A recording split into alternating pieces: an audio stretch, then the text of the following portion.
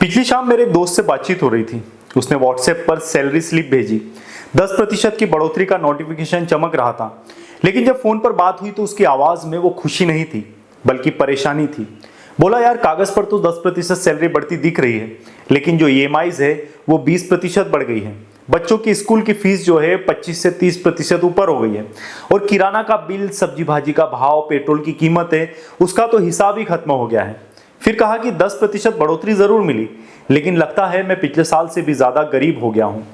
उसी रात news notification आया मेरे फोन पर।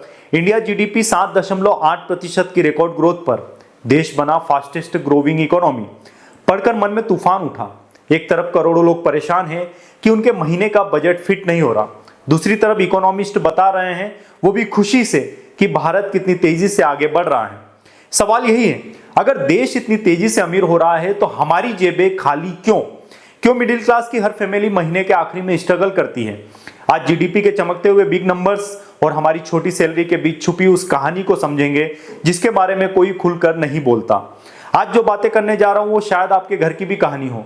हर रोज न्यूज में सुनते हैं इंडिया सुपर पावर बनने के रास्ते पर है, जीडीपी तेजी से बढ़ रही है, हमारी इकोनॉमी दुनिया में चौथी सबसे बड़ी है। पर इन सब बड़ी बड़ी हेडलाइंस के बीच एक छोटा सा सवाल कहीं ना कहीं छुप जाता है, क्या ये तेज रफ्तार हम सबकी जिंदगी तक पहुंच रही है? आज बात करेंगे इस गैप की, इस खाई की जो बड़े आंकड़ों और आम आदमी के जेब के बीच है। सिंपल भाषा में, बिना किसी जुमले के, बस सच्चाई के साथ। नमस्कार दोस्तों, मैं पीयूष आप सभी का एक दफा फिर से अपने चैनल पर स्वागत करता हूं। शुरू करते हैं मेरे एक दोस्त की कहानी से। राजू, बदला हुआ नाम, दिल्ली के एक प्राइवेट कंपनी में काम करता है। इंजीनियर है, अच्छा पढ़ा लिखा है। पिछले 5 सालों में उसकी सैलरी 15% से 20% बढ़ी है। सुनने में अच्छा लगता है, लेकिन उसी समय उसके किराए का जो फ्लैट है उसका रेंट 25 से 30% बढ़ गया। बेटे की स्कूल की फीस भी 25 से 30% बढ़ी, और दाल चावल का भाव वो तो हर दिन हर महीने ऊपर ही जाते रहता है। राजू कहता है, यार न्यूज में तो बता रहे हैं कि इकोनॉमी बूम कर रही है, पर मेरी जिंदगी में कोई बूम नजर नहीं आ रहा। और राजू अकेला नहीं है दोस्तों, करोड़ों राजू है इस देश में जो बस यही सवाल पूछ रहे हैं। इंडिया की जीडीपी सच में तेजी से आगे बढ़ रही है, 6 से 7% की रेट से। दुनिया की बड़ी इकोनॉमीज में हम सबसे आगे हैं, टॉप पर हैं। कंस्ट्रक्शन बूम है, टेक सेक्टर आसमान छू रहा है, बड़े बड़े इंफ्रास्ट्रक्चर प्रोजेक्ट चल रहे हैं, हाईवे, एयरपोर्ट, मेट्रो सब तेजी से बन रहा है। स्टार्टअप इकोसिस्टम फूल रहा है, फॉरेन इन्वेस्टमेंट आ रहा है, एक्सपोर्ट बढ़ रहा है। लेकिन जब बात आती है पर कैपिटा इनकम की, यानी हर आदमी की औसत कमाई की, तो रफ्तार काफी धीमी हो जाती है। सिंपल मैथ है, अगर पूरे देश का पैसा तो बढ़ रहा है पर व्यक्ति के लेवल पर उतना नहीं पहुंच रहा है जितना पहुंचना चाहिए, तो कहीं ना कहीं बंटवारा जो है वो असमान है, कहीं ना कहीं तो है भेदभाव हो रहा है। पैसा तो आ रहा है लेकिन सब धन्ना सेठों की जेबों में जा रहा है। मैं आपको एक और कहानी सुनाता हूं। यह कहानी काल्पनिक है। प्रिया नाम की लड़की बेंगलुरु में एक स्टार्टअप में काम करती है। पिछले साल उसकी कंपनी को बड़ा फंडिंग मिला, ऑफिस नया शिफ्ट हुआ, बॉस की नई मर्सिडीज आई।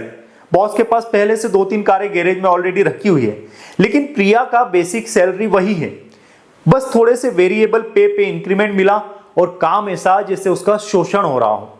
प्रिया कहती है, कंपनी ग्रो कर रही है, प्रॉफिट आ रहा है, पर हमारी जिंदगी में वो ग्रोथ दिखाई नहीं दे रही है। ये सिर्फ प्रिया की बात नहीं है, ये सेक्टर की बात है, और ऐसी प्रिया देश में करोड़ों है। तो समस्या कहां है? पहली बात, ग्रोथ का फायदा एक जैसे नहीं बढ़ रहा। सर्विस सेक्टर और बड़े इंडस्ट्रीज में प्रॉफिट और प्रोडक्टिविटी तो बढ़ रही है, पर नई जॉब्स उतनी नहीं बन रही है, और जो बन रही है वो ज्यादातर कॉन्ट्रैक्ट बेस्ड है। आबादी का एक बड़ा हिस्सा अभी भी खेती और छोटे मोटे धंधों में है। जब बड़े सेक्टर आगे बढ़ते हैं तो छोटे सेक्टर पीछे रह जाते हैं। यही वो जगह है जहां सबसे ज्यादा लोग काम करते हैं, लेकिन उनकी जिंदगी में कोई भी बदलाव नहीं हो रहा। किसान भाई की कहानी तो और भी ज्यादा दुखदाई है। रमेश, हरियाणा का एक किसान, पिछले साल गेहूं अच्छी पैदा हुई, पर बेचने के वक्त दाम गिर गए। इस साल दाम अच्छे हैं, पर बारिश ने पूरी फसल खराब कर दी। रमेश के हिसाब से सरकार कहती है किसान की आय डबल करेंगे, पर हमारा हाल तो वही है। खेती की लागत बढ़ रही है, मजदूरी बढ़ रही है, पर अनाज का भाव उसी रेट से नहीं बढ़ रहा है जितना बढ़ना चाहिए। दूसरी बात, स्किल गैप। नई जॉब्स आ रही हैं, पर जो स्किल चाहिए वो लोगों के पास नहीं है। Tech, data analytics, artificial intelligence, ये सब फ्यूचर की जॉब्स हैं, लेकिन इनकी ट्रेनिंग कहां मिले? गांव में जो बच्चे अपने भविष्य का सपना देखते हैं, उनको इस तरह की ट्रेनिंग कहां पर मिल सकती है? अनीता, रायपुर की एक लड़की, ग्रेजुएट है, मेहनती है, लेकिन लोकल में जॉब सिर्फ रिसेप्शनिस्ट या सेल्स की मिलती है। बड़ी कंपनी में काम करना है तो मुंबई, बेंगलुरु या दिल्ली जाना पड़ेगा। वहां रेंट, खाना पीना सब मिलाकर पूरी सैलरी जो है वो चली जाती है। अनीता कहती है शहर जाकर तो पैसा कमाते हैं पर बचता कुछ नहीं है। गांव में रहकर कम कमाते थे पर खुश थे। तीसरी बात, महंगाई का दबाव। कागज पर इन्फ्लेशन कंट्रोल में दिखता है पर ग्राउंड रियलिटी अलग है। पेट्रोल डीजल बढ़े तो सब कुछ महंगा हो जाता है, जो हर आदमी की जरूरत है, चाहे किसान हो चाहे शहर में रहने वाले कोई बड़े लोग हों। सुरेश पुणे में ऑटो चलाता है, कहता है पेट्रोल बढ़ा तो हमारा चार्ज बढ़ाना पड़ा, लेकिन कस्टमर नाराज होते हैं, भाव करते हैं। अब कस्टमर्स को कौन समझाए। अब आप पूछेंगे क्या गवर्नमेंट कुछ नहीं कर रही? कर रही है। डायरेक्ट बेनिफिट ट्रांसफर से गैस सब्सिडी सीधे अकाउंट में आती है, हेल्थ इंश्योरेंस मिलता है, स्किल इंडिया जैसे प्रोग्राम चल रहे हैं, लेकिन सुधार दिखाई नहीं देता। पीएम किसान योजना चल रही है, जन धन अकाउंट खुले हैं, आयुष्मान भारत से इलाज मुफ्त में मिलता है, लेकिन समस्या ये है कि ये सब राहत तो देते हैं पर असली कमाई जो है वो बढ़ाने में उतने कामयाब नहीं होते। जब तक नई जॉब्स नहीं बनेगी, जब तक स्किल अपग्रेड नहीं होगा, जब तक छोटे शहरों में मौके नहीं आएंगे, जब तक ये गैप बना रहेगा और ये जो खाई है वो बढ़ती ही चले जाएगी। तो इसका सॉल्यूशन क्या है? सबसे पहले मैन्युफैक्चरिंग को असली बूस्ट चाहिए। चाइना से प्रोडक्शन शिफ्ट हो रहा है, ये मौका है, लेकिन सिर्फ बड़ी कंपनियों पर फोकस नहीं करना चाहिए। छोटे मध्यम उद्योग यानी जो एमएसएमई है वहां पर ध्यान देना होगा। ये वो सेक्टर है जो सबसे ज्यादा लोगों को काम देता है। इन्हें सस्ता लोन मिले, आसान रूल्स हो, बिजली पानी की समस्या ना हो, कोई भी आसानी से अपना धंधा शुरू कर पाए। दूसरा, एजुकेशन सिस्टम को जॉब मार्केट के हिसाब से बदलना होगा। इंजीनियरिंग और एमबीए तो ठीक है, पर स्किल जॉब की भी वैल्यू बढ़ानी होगी। प्लम्बर, इलेक्ट्रिशियन, मैकेनिक ये भी रिस्पेक्टेड प्रोफेशन है और इनमें अच्छी कमाई होती है, लेकिन हम इन सब की पढ़ाई और इन सब से रिलेटेड कुछ भी सीखते नहीं है। हमें सिर्फ इंजीनियर, डॉक्टर, वकील यही पता है। तीसरा, छोटे शहरों में जॉब क्रिएशन। हर किसी को दिल्ली, मुंबई नहीं आना चाहिए। लोकल इकोनॉमी को मजबूत बनाना चाहिए। कृषि आधारित इंडस्ट्री, टूरिज्म, हैंडीक्राफ्ट, इनमें बहुत सारा स्कोप है, लेकिन सरकार इनमें उस तरह से ध्यान नहीं दे रही है जितना देना चाहिए। चौथा, महिलाओं की लेबर पार्टिसिपेशन बढ़ानी होगी।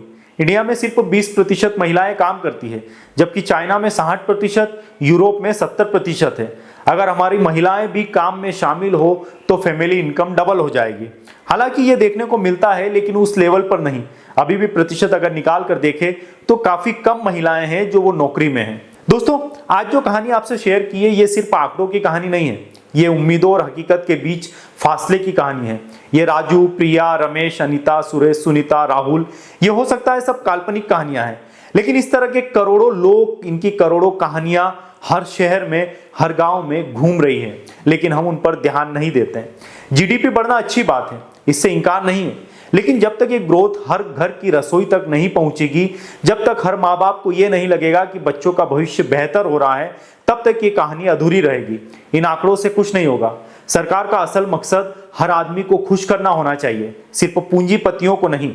आप कमेंट में बताइए आपकी सैलरी, बिजनेस या खेती की इनकम पिछले 5 सालों में वैसी बढ़ी है जैसे जीडीपी बढ़ रही है?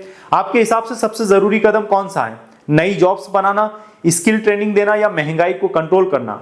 आपकी राय से ये बातचीत आगे बढ़ेगी, क्योंकि असली बदलाव तभी आएगा जब आपकी, मेरी और करोड़ों लोगों की आवाज एक साथ उठेगी। तो तब तक के लिए आप सभी को नमस्कार। आप सभी से गुजारिश है चैनल को सब्सक्राइब जरूर कीजिएगा। धन्यवाद।